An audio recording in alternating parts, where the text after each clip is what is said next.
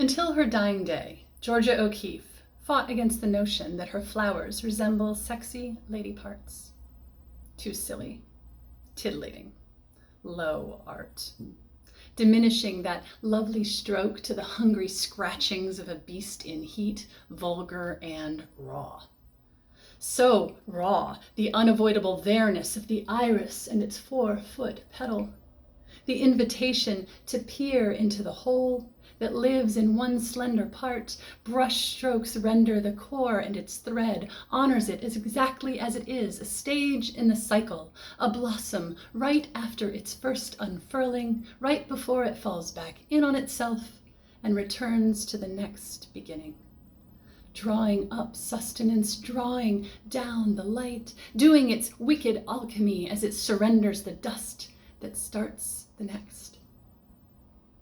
So vulgar this here, a mammal at its moment, emerged from fetal in a blink before returning again to the mud and the stink. So fleeting, the seed inside the egg, inside the folds of you while you are egg and seed, your very own self.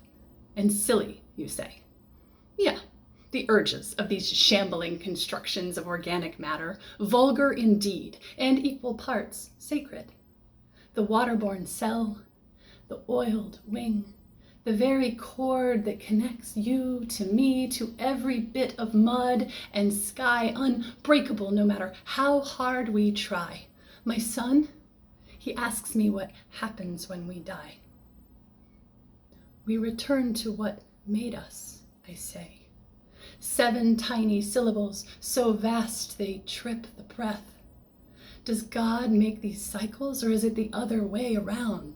How can the divine not thrive in this pattern? Round upon round, returning always to the start.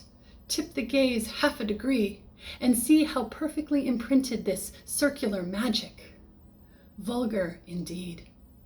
Evaporation, decomposition, the relentless gnawing mandibles of underground arthropods that devour the bodies and poop them out to enrich a soil that grows the green, that feeds the cow, that makes the milk, that nourishes the bones of the child my child may someday father.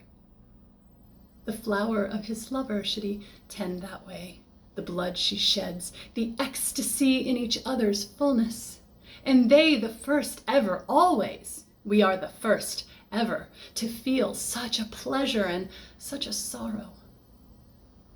When you begin to notice the sacred cycles, you also understand that everything you love is over, almost before it begins. So you hold it with such gentle wonder.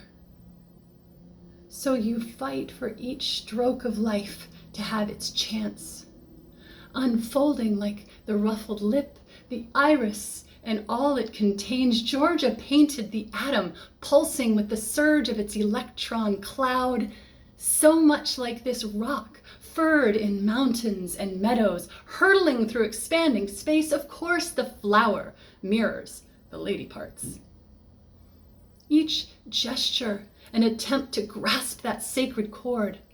Our bodies, these astonishing phenomena, can sense and almost transform what we allow our brains and our hands to envision and then shape. The reach for what we dare to believe. From these bags of biological sludge, we make the songs and the cathedrals, the machines and the kings, the promises, the poisons and the forms of prayer. Through these bodies, we carry on a conversation with the rest of the temporarily ambulatory debris, the ones who come after, and the very planetary garden bed that holds us. We echo forward along that chord, our movement altering the tone of what rises to its crescendo in the next stage. Every moment we are altered by 1,000 currents washing through and around us. If we open to them, to right here, to this God of cycles, if we open to it, we can learn everything we need to know to repair our brokenness. Do we listen? Do we hear the music, the layers of its eternal dynamic round?